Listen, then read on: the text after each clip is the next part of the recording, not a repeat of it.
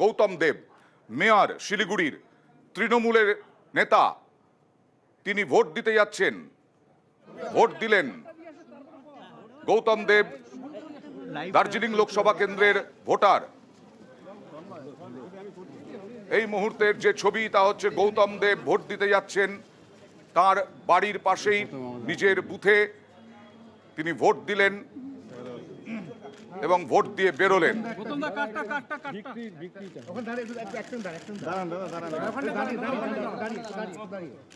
আর এবার আবার চলে যাব রায়গঞ্জে। রায়গঞ্জে কিছুক্ষণ আগে দক্ষিণ বীরনগরে ছিলাম আমরা একটি বুথে, সেখানে ইভিএম খারাপ ছিল একটি বুথে। এখন কি পরিস্থিতি জানবো আমাদের প্রতিনিধি অমিতের কাছ থেকে। অমিত, তুমি কি একই জায়গায় আছো নাকি জায়গা পরিবর্তন করেছো, এবং যেখানে আছো সেখানে কি ইভিএম ঠিকঠাক আছে?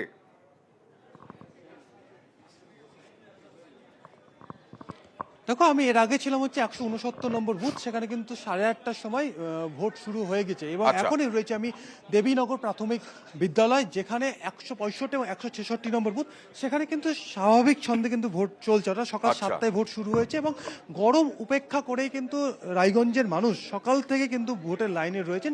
আমরা দেখছি বয়স্ক যারা রয়েছেন তাদের বসার জন্য এখানে ব্যবস্থাও করা হয়েছে, কারণ অনেক সময় যেহেতু গরম রয়েছে উপরে সেট করে দেওয়া হয়েছে। এবং একই সঙ্গে কতক্ষণ ধরে অপেক্ষা করতে হচ্ছে ভোট দিতে? বেশিক্ষণ না, অল্প সময়। প্রচন্ড গরম। অল্প সময়, এই 10-20 মিনিট। আপনার ভোট দেওয়া হয়ে গেছে? কতক্ষণ ওয়েট করলেন? না, ওই 5-10 মিনিট, এর বেশি না।